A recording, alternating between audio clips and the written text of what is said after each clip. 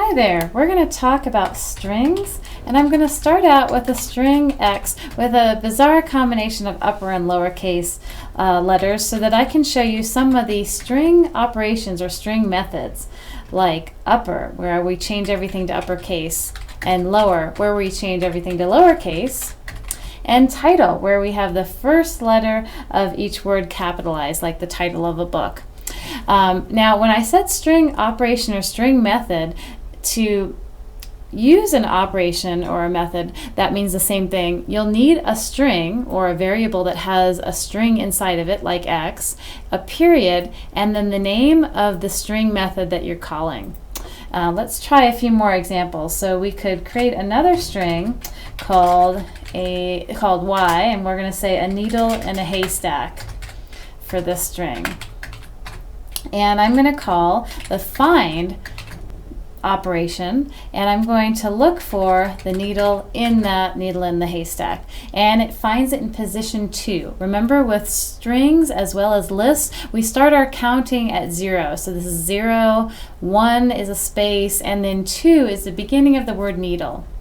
There's another method called index, and we could use that to look for the needle, and we'll find it in position 2 as well.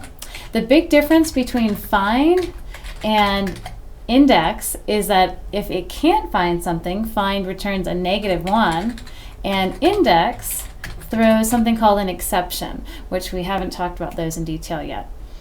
More methods we could use as strings are the starts with or ends with method. So I could say, does Y start with A?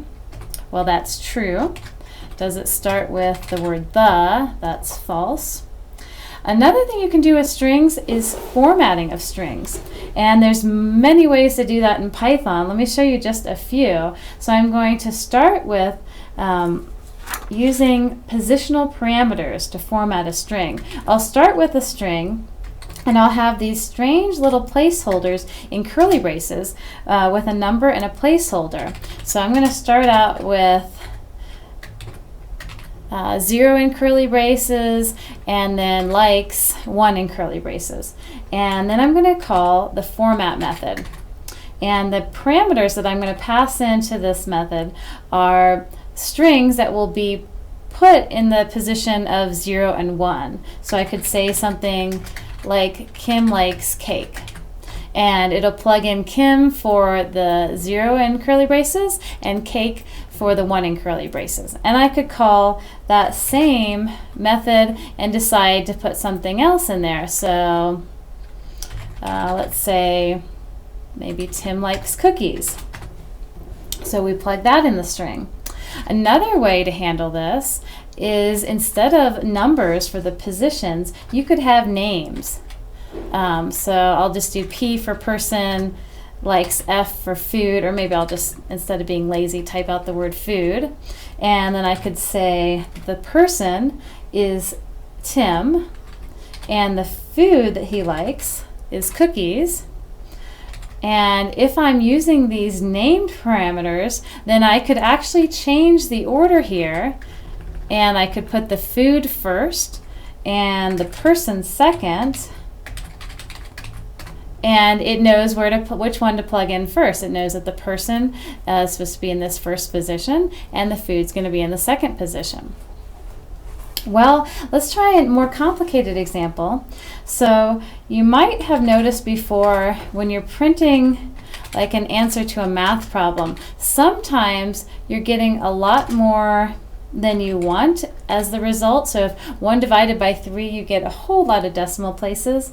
And with string formatting, you can fix that and make that more to your liking. So I could say something like the answer, and then I could specify how many decimal points I want. So first I'm just going to show you the string with the string modulus operator. It's a %sign, like if we're using the modulus operator for a math problem to get the remainder. Only this time we've got a string first, and then the modulus operator, and then we've got a tuple that contains anything that we want to put in place of the %F or %S or whatever the placeholder is there. So in my case, I want 1/3 that math problem to be done, and the answer to that math problem to be put into the %d position of that string. So right now I'm getting less decimal places, but still more than I want.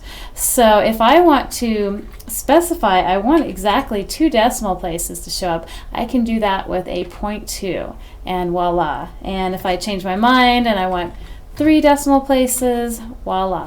So there's a lot of powerful formatting you can do with strings.